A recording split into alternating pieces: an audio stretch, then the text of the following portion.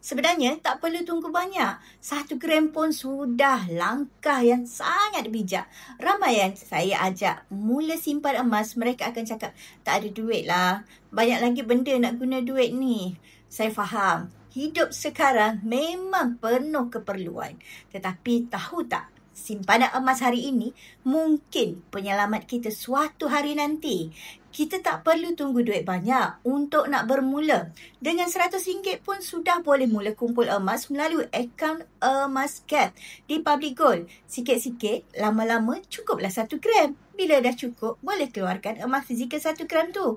Dan itu adalah milik kita sepenuhnya. Biar kecil, asalkan ada simpanan. Biar perlahan, asalkan kita mulakan dahulu. Nak bermula menabur emas, hubungi saya untuk saya bantu sebaiknya.